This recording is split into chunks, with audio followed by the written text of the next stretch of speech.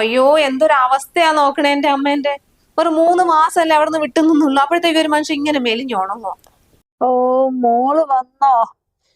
നീ ഇന്ന് വരും നാളെ വരും പറഞ്ഞിട്ട് ഞാൻ ആ ദിവസം എണ്ണി എണ്ണി എണ്ണി ഇരിക്കുക. 94 ദിവസമായി ഇന്നേക്ക്. നീ ഇങ്ങനെ വന്നിട്ട് വരും വരും പറഞ്ഞ് അങ്ങനെ കാത്തിരിക്കുന്നു. ഇന്ന് എന്ത് പറ്റി വരാൻ തോന്നിയത്? വരണം എന്ന് ആഗ്രഹം ഇല്ലാഞ്ഞിട്ടാ. ഓരോ ദിവസം നീറിയാ ഞാൻ അവിടെ നിന്നത്.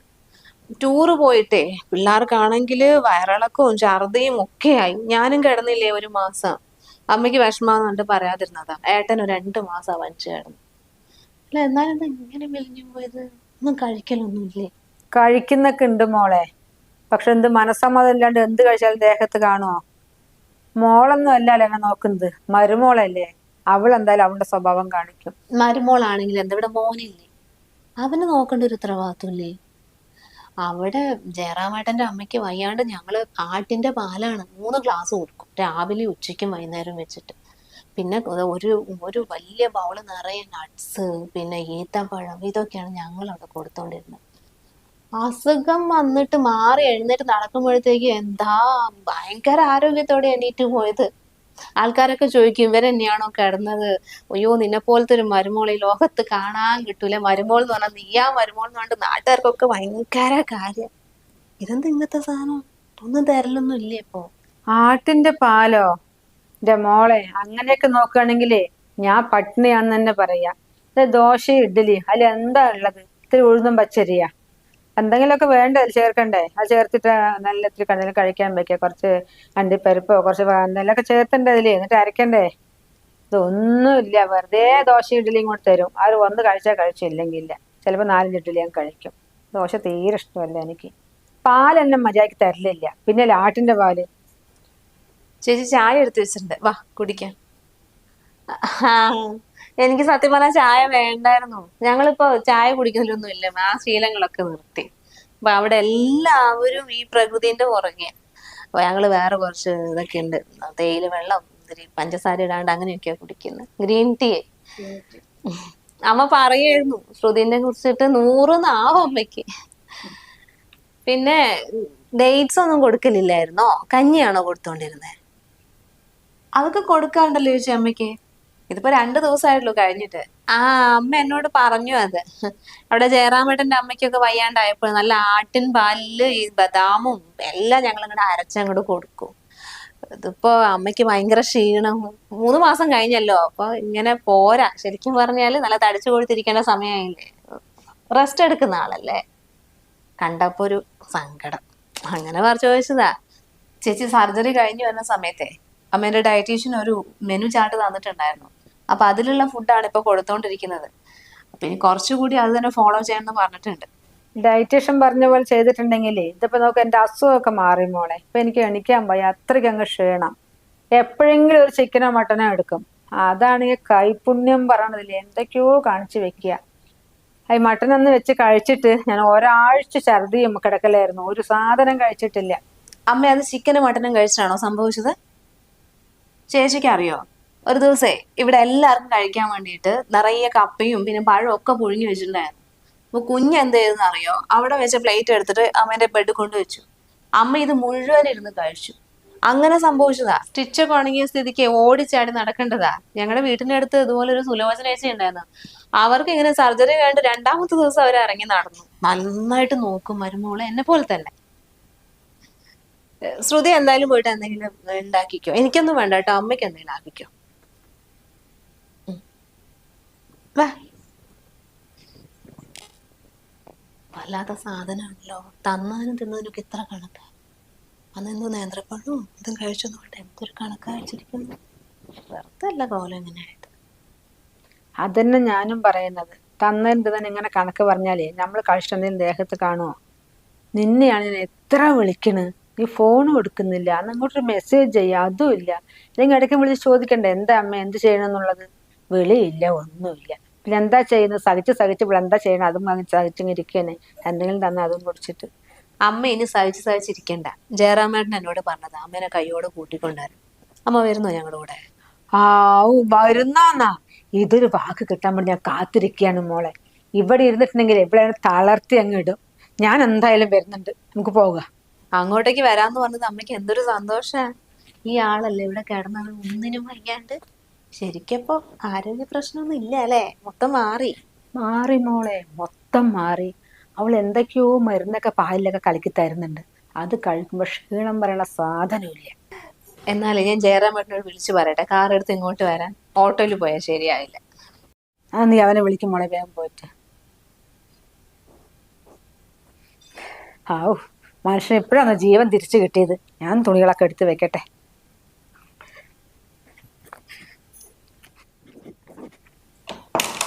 ആ ഹലോ ജയറാമേട്ടാ. ആ ഞാൻ സംസാരിച്ചു. സത്യം പറഞ്ഞ എനിക്ക് നല്ല ടെൻഷൻ ഉണ്ടായിരുന്നു ഇങ്ങോട്ട് വരുമ്പോൾ. അസുഖം മാറിയെന്ന് വിളിച്ചു പറഞ്ഞുകൊണ്ടാ വന്ന്. ഇനി ഇവിടെ എത്തുമ്പോൾ എന്താ അവസ്ഥ എന്ന് അറിയില്ലല്ലോ. പുള്ളിക്കാരി കംപ്ലീറ്റ്ലി ഓൾ റൈറ്റ്. ആ, ഒരു കുഴപ്പമില്ല. ഇതിപ്പോൾ ഞാൻ അമ്മേനോടെ നമ്മുടെ കൂടെ വീട്ടിലേക്ക് വരുന്നോന്ന് ചോദിക്കുമ്പോഴത്തേക്കും തുള്ളി ചാടിക്കൊണ്ട് പോയിട്ടുണ്ട്. ഡ്രസ്സൊക്കെ പാക്ക് ചെയ്യാൻ വേണ്ടിയിട്ട്. ഒരു കുഴപ്പമില്ല. ആള് പണ്ടത്തെക്കാൾ ഉഷാറായിട്ട് അവിടെ ഇരിക്കുന്നത്. ഞാനാകെ ടെൻഷൻ അടിച്ചില്ലേ? നിങ്ങൾക്ക് മാത്രമാണോ ടെൻഷൻ? എനിക്കുണ്ടാവില്ലേ? കുട്ടിക്ക് സ്കൂളിൽ പോകണം, ഇളയതിനെ നോക്കണം, ആരുമില്ല. എൻ്റെ ദൈവമേ, ഞാൻ ആകെ ടെൻഷൻ അടിച്ചിരിക്കുകയായിരുന്നു. ഇതിപ്പോൾ കറക്റ്റ് സമയത്ത് മുപ്പത് റെഡിയായി. എത്ര മണിക്ക് വരിക? കാർ എടുത്തിട്ട് വരണം. അയ്യോ, ഓട്ടോയിലൊന്നും കൊണ്ടുവരാൻ പറ്റില്ല. എന്നിട്ട് വേണം അവരെ മുമ്പിൽ. ആ, നിങ്ങൾ വരാൻ നോക്ക്. ആയിക്കോട്ടെ. ആ, കുറച്ച് ഫ്രൂട്ട്സ് ഒക്കെ വാങ്ങിയിട്ട് വന്നോ ജയറാമേട്ടാ? ആ, അമ്മയ്ക്കേ എല്ലാ ഫ്രൂട്ട്സും വാങ്ങണം. ഒന്നിനും ഒരു കുറവും വരുത്തരുത്. ആയിക്കോട്ടെ. എന്നാ ജയറാമേട്ടൻ വാ. ശരിയേ. ആ, അമ്മയ്ക്ക് എന്തെങ്കിലും എടുത്തു കൊടുക്കട്ടെ അടുക്കളേന്ന്. അമ്മേ, അമ്മ അതിനകത്ത് കുറച്ച് പാലൊഴിച്ച് തരട്ടെ? അല്ലാണ്ട് എങ്ങനെയാ കഴിക്കുക? വേണ്ട, ഇതിൽ കൊണ്ടൊന്നും പാലൊഴിച്ച് തരണ്ട. എനിക്കിത് കഴിച്ച് മനുഷ്യൻ മതിയായി. കുറച്ച് കഴിഞ്ഞിട്ടേ ഓട്സ് ഒന്ന് വേവിച്ച് തന്നാൽ മതി, ഇത്തിരി പാലൊഴിച്ചിട്ട്. അതെന്താ അമ്മ വേണ്ടെന്ന് പറയുന്നേ? ശ്രുതി, നീ കുറച്ച് പാലെടുത്തോ. അല്ല പിന്നെ അമ്മ കഴിച്ചേ, ഞാൻ കഴിപ്പിച്ചോളാം. അല്ല പിന്നെ വേണ്ട, ഇത് ഇങ്ങനെ ഒന്ന് കഴിച്ചു നോക്കിക്കേ. സമയത്തിന് ഭക്ഷണം കഴിക്കണ്ടേ? ഇതമ്മ. എനിക്കിതാണെങ്കിൽ കഴിച്ച് മടുത്തു മോളെ. എപ്പോഴും ഇതുകൊണ്ട് നിറച്ച് പാല് ഒഴിച്ച് ഇതുകൊണ്ട് വെക്കാന്ന്. ഒന്നാമത് എന്താണെന്നറിയോ? തീരെ വയ്യാത്തല്ലേ. അപ്പൊ എല്ലാം ഒരേ ഭക്ഷണം തന്നെ കൊടുക്കുമ്പോഴേ ടേസ്റ്റ് ഇഷ്ടാണ്ടാവില്ല. എന്നാലും അമ്മ പറഞ്ഞത് ഉണ്ടാക്കി കൊടുക്ക. എനിക്ക് കാന്താരി ഇതാ നോക്ക്, അമ്മമ്മയ്ക്ക് ഭക്ഷണം ഉണ്ടാക്കി കൊടുക്കാനേ നിന്റെ അമ്മയ്ക്ക് അറിയുന്നില്ലാന്ന്. ഇവളെയൊക്കെ നോക്കില്ലേ, അതുപോലെ വേണം ഈ സമയത്ത് അമ്മേനെ നോക്കാൻ വേണ്ടിയിട്ട്. ഇനിയിപ്പൊ അങ്ങോട്ട് വരട്ടെ, ജയറാമേട്ടനോട് പറഞ്ഞിട്ട് അമ്മയ്ക്ക് വേണ്ടതെല്ലാം ഞാൻ വാങ്ങിപ്പിച്ചോളാം. നീ ടെൻഷനൊന്നും അടിക്കണ്ട. ഇവിടെ കിട്ടാത്ത മുഴുവൻ ഞാൻ അവിടെ ഉണ്ടാക്കി കൊടുക്കും. അമ്മ കഴിക്ക്. ഇപ്പൊ കഴിക്കുന്നുണ്ടോ? ഇത്രേ ഉള്ളൂ. കുറച്ച് സ്നേഹം നമ്മൾ കൂടുതൽ കൊടുക്കും. വേറൊരു വീട്ടിൽ നിന്ന് വന്ന പെൺകുട്ടികളല്ലേ, അത് അവരുടെ സ്വഭാവം കാണിക്കും. അവരുടെ അടുത്തൊക്കെ സ്നേഹത്തിന്റെ കാര്യം പറഞ്ഞാൽ അവർക്ക് അതിന്റെ വിലയൊന്നും മനസ്സിലാവില്ല. ഇനിയിപ്പൊ നിന്റെ കൂടെ അവിടെ വന്നിട്ട് സമാധാനത്തിൽ എനിക്ക് ഇരിക്കണം. അതിപ്പോ അവളെ കുറ്റം കൊണ്ടൊന്നും കാര്യമില്ലല്ലോ അമ്മേ. സ്വന്തം അമ്മമാരെ സ്നേഹിക്കുന്ന പോലെ എന്തായാലും പറ്റുമെന്നില്ലല്ലോ. പിന്നെ അവൾ ഇത്രയും ചെയ്യണില്ലേ, അതന്നെ വലിയ കാര്യം. പിന്നെ അഭിഷേകിനോട് പറയണം കേട്ടോ. എന്നാലും ഞാൻ വേഗം കൂട്ടിക്കൊണ്ടുപോയി. ജയറാമേട്ടൻ പറയുന്നുണ്ട് ഇനി ഇവിടെ നിർത്തണ്ടാന്ന്. അല്ല അമ്മ ഡ്രസ്സൊക്കെ എടുത്തു വെച്ചോ? ഡ്രസ്സൊക്കെ ഞാൻ എപ്പോഴോ എടുത്തു വെച്ചു. എനിക്ക് ഇവിടെ നിന്ന് രക്ഷപ്പെട്ട് കിട്ടിയാൽ മതി. അവിടെ വന്നിട്ട് വേണം മോളെ എന്തെങ്കിലും വായിക്ക് രുചിയുള്ള ഭക്ഷണം കുറച്ച് കഴിക്കണമെങ്കിൽ. നീ പറഞ്ഞ പോലെ നമ്മുടെ മക്കളൊക്കെ ഉണ്ട്, അവനൊക്കെ നോക്കും. പക്ഷെ അവനെ കേടുവരുത്തുന്ന ആൾക്കാരാണല്ലോ ഇവിടെ ഉള്ളത്. അത് വാങ്ങിക്കൊടുക്കണ്ട, ഇത് വാങ്ങിക്കൊടുക്കണ്ട എന്നൊക്കെ പറഞ്ഞിട്ടായിരിക്കാം. എനിക്ക് എന്തൊക്കെയൊക്കെയോ കുറെ ഭക്ഷണങ്ങൾ കഴിക്കണം എന്നുണ്ട്. ഇങ്ങനെ വയ്യാണ്ട് കിടന്നതല്ലേ, വെറൈറ്റി ഫുഡ് ഉണ്ടാക്കി കഴിക്കണം എന്നൊക്കെ ഉണ്ട്. അതൊക്കെ ഞാൻ മോൻ്റെ അടുത്ത് പറയണമെന്നുണ്ട്. അപ്പൊ ഓരോ ആൾക്കാരുടെ മുഖം ഉണ്ടല്ലോ ഇവിടെ വന്നിട്ട് വീർപ്പിച്ച് നടക്കും. അതൊന്നും ഒന്നും പറയലില്ല, എല്ലാം മനസ്സിലൊതുക്കി നടക്കുക. അവിടെ വന്നിട്ട് കഴിക്കാലോ, എനിക്ക് മോൾ ഉണ്ടാക്കി തരുമല്ലോ എന്ന് പറഞ്ഞിട്ട്.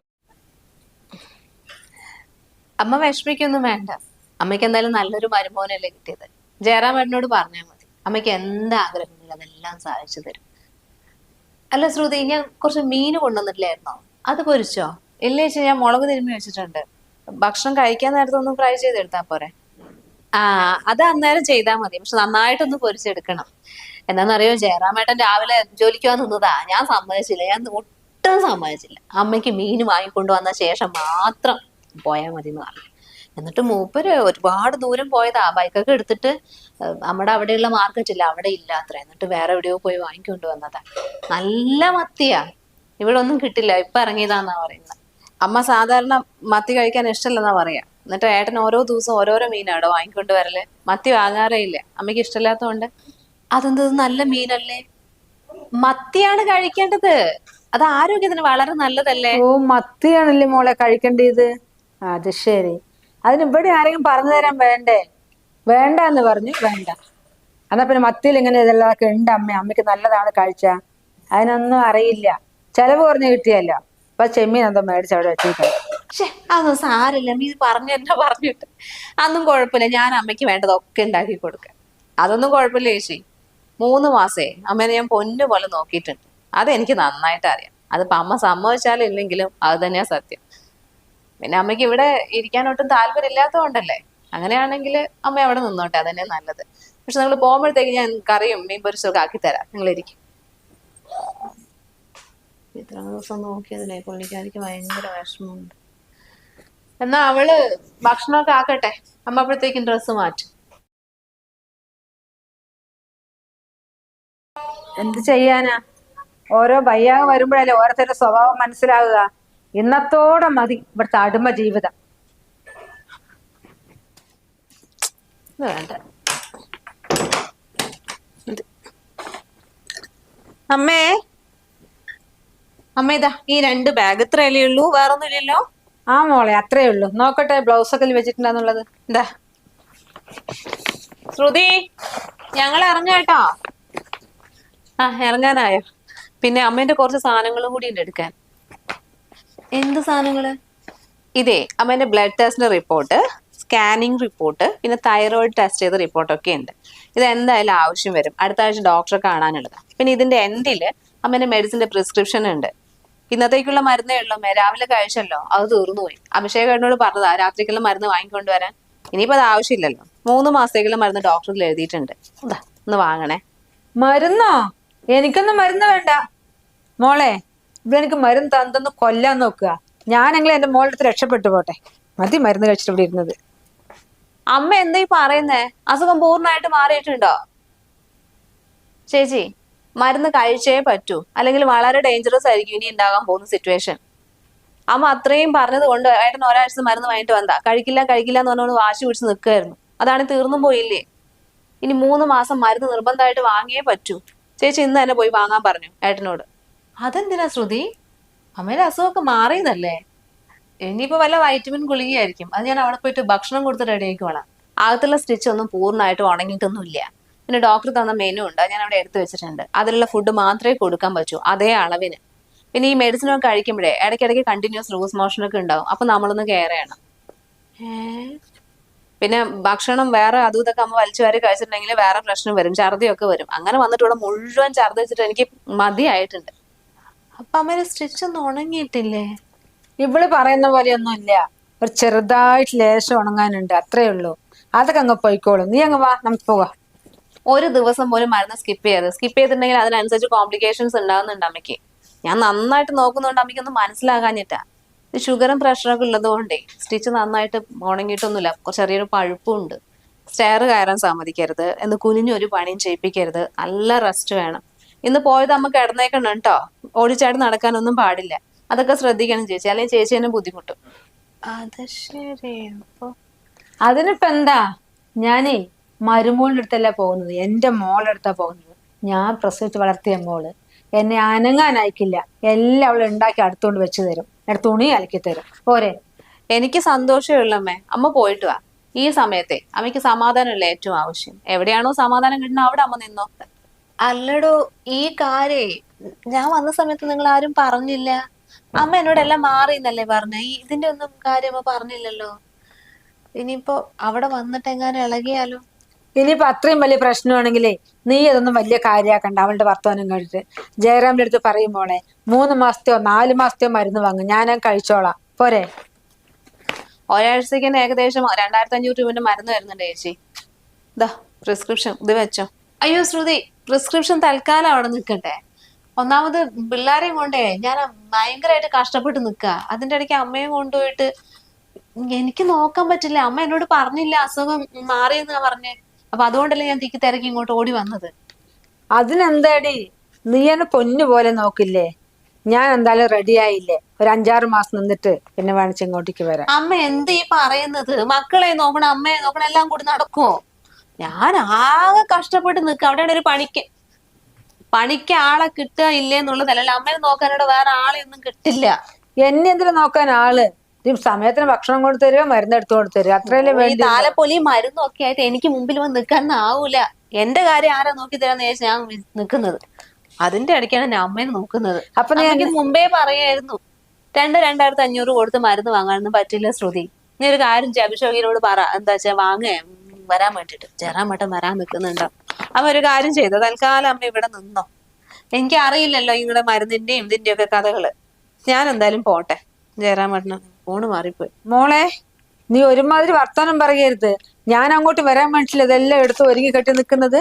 നീ വരണ്ടെന്ന് പറയാ? അമ്മ വന്നിട്ട് എന്താ കാര്യം? ഇവളിവിടെ പൊന്നു പോലെ നോക്കുന്നില്ലേ?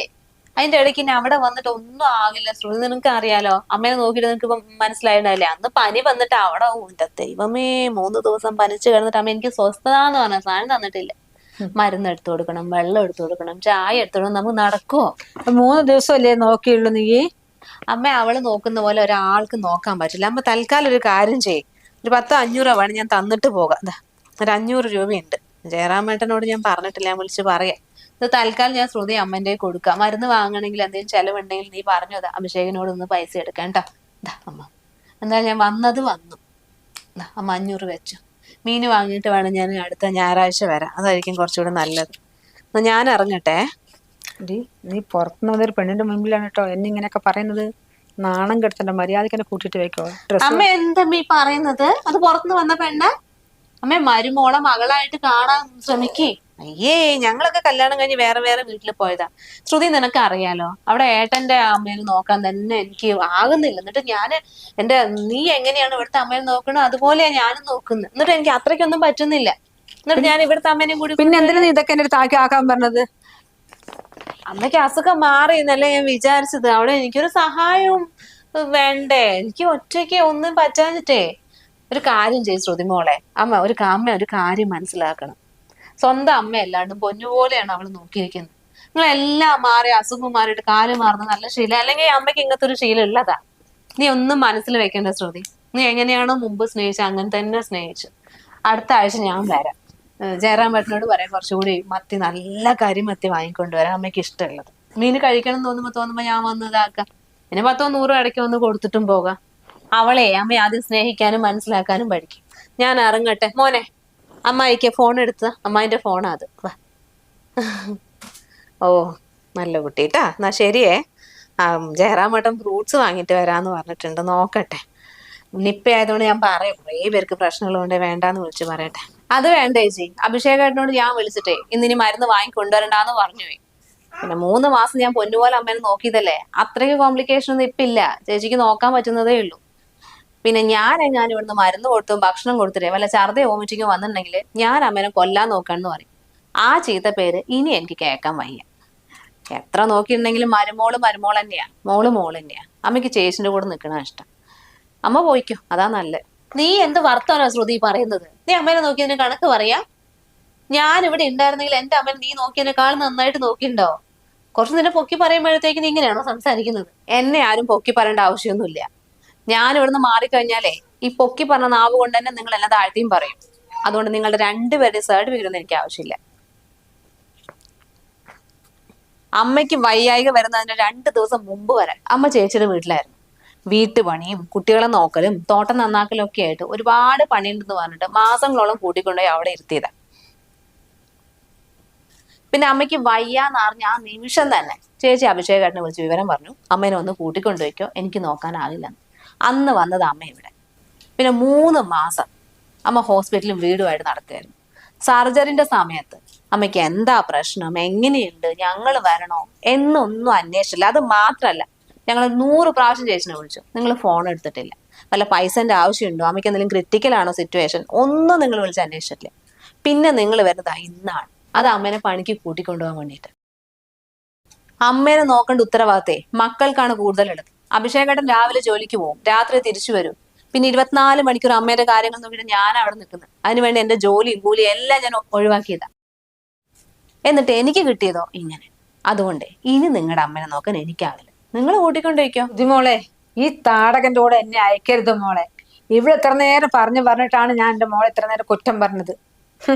ആശുപത്രിയിൽ ഓപ്പറേഷൻ കഴിഞ്ഞ് കിടക്കുമ്പോഴേ എത്ര വിളിച്ച് ഇവള് വന്നോ? ഇവിടെ പണിയെടുപ്പിക്കാൻ വേണ്ടി കൊണ്ടുപോവുക. അതല്ലേ കുറച്ച് മോള് പറഞ്ഞില്ലേ കുറച്ച് മരുന്ന് വാങ്ങണം പറഞ്ഞപ്പോ വരണ്ടെന്ന് പറഞ്ഞത്. അവള് വിചാരിച്ച എന്റെ അസുഖം പൂർണ്ണമായി മാറി അടുത്ത എന്നെ പണിയെടുപ്പിക്കല്ല വിചാരിച്ചതാ. അത് സാരില്ലമ്മേ. ഈ 3 മാസേ അമ്മയ്ക്ക് ഒരു കുറവും വരുത്താണ്ട് കറക്റ്റ് സമയത്ത് മരുന്നും വെള്ളവും ചായയും പാലും എല്ലാം തന്നിട്ട് നന്നായിട്ട് നോക്കിയില്ലേ? അമ്മയ്ക്ക് തുണി അലക്കാനൊന്നും പറ്റില്ലായിരുന്നു. അമ്മയ്ക്ക് ഒറ്റയ്ക്ക് വാഷ്റൂമിൽ പോകാൻ പറ്റില്ലായിരുന്നു. ഇതെല്ലാം ഞാൻ തന്നെയാണ് ചെയ്തു കൊടുത്തത്. വൊമിറ്റ് ചെയ്താലും ഛർദ്ദിച്ചാലും വയറ്റിന്ന് പോയാലും എല്ലാം ഞാൻ തന്നെയാണ് ക്ലീൻ ആക്കിക്കൊണ്ടിരുന്നത്. എന്നിട്ട് അവസാനം ഇതുവരെ തിരിഞ്ഞു നോക്കാത്ത മോള് വന്നപ്പോ എല്ലാം മാറ്റി പറഞ്ഞ് മോളെ സപ്പോർട്ട് ചെയ്ത് മരുമോളെ അങ്ങോട്ട് താഴ്ത്തി കെട്ടി. അമ്മ അവിടെ പോയി നിൽക്ക്, മോളെ സ്നേഹം കുറച്ചുകൂടി ഒന്ന് അനുഭവിക്ക്. അതിനുശേഷം അമ്മ ഇങ്ങോട്ടേക്ക് വാ. എന്റെ അനിയന്റെ കല്യാണം കഴിഞ്ഞതിന്റെ അടുത്ത ദിവസമായിരുന്നു അമ്മേന്റെ സർജറി നടന്നത്. കല്യാണത്തിന്റെ വീട്ടിൽ പോയെന്നല്ലാണ്ട് അതിനുശേഷം ഞാൻ ഇന്ന് വരെ എന്റെ വീട്ടിലേക്ക് തിരിഞ്ഞു നോക്കിയിട്ടില്ല. ഇപ്പൊ അമ്മ ചേച്ചിന്റെ കൂടെ പോവാന്ന് പറഞ്ഞപ്പോഴേ ഞാൻ എന്റെ അമ്മേനെ വിളിച്ചു പറഞ്ഞു ഞാൻ അങ്ങോട്ടേക്ക് വരാന്ന്. അവരെല്ലാരും അവിടെ കാത്തിക്കുക. എനിക്ക് പോയേ പറ്റൂ. ഇനിയിപ്പോ ഞാനിവിടെ ഇല്ലെങ്കിൽ നിങ്ങൾക്ക് രണ്ടാക്കും സന്തോഷമായില്ലേ? എന്റെ അമ്മായിമ്മയ്ക്കും എന്റെ നാത്തൂനും എന്നെ കുറിച്ച് ഇഷ്ടംപോലെ കുറ്റം പറയാൻ സമയമുണ്ടല്ലോ. അപ്പൊ നിങ്ങളുടെ കാര്യങ്ങൾ നടക്കട്ടെ. ഇതാ റിപ്പോർട്ട്. അല്ല ശ്രുതി, അല്ലടോ. അമ്മ ഒരു മിനിറ്റ്. അമ്മ കാര്യങ്ങൾ തുറന്നു പറയാണ്ട്. ആ ജയറാമേട്ടാ എവിടെ എത്തി? ഇങ്ങോട്ട് വരണ്ട, ബസ് സ്റ്റോപ്പിൽ നിന്നാ മതി. ആ ശരി. അവിടെ ശ്രുതി ഇല്ല, അവളെ വീട്ടിൽ പോവുക. ഞാനും വരിക. ഇല്ലല്ല വരണില്ല. അമ്മ വരണേ ഇല്ല. ആ ഞാൻ ഇറങ്ങത് ജയറാമേട്ടാ. എന്നാ ശരി അമ്മ, കാണാം. 500 കയ്യിൽ വെച്ചു.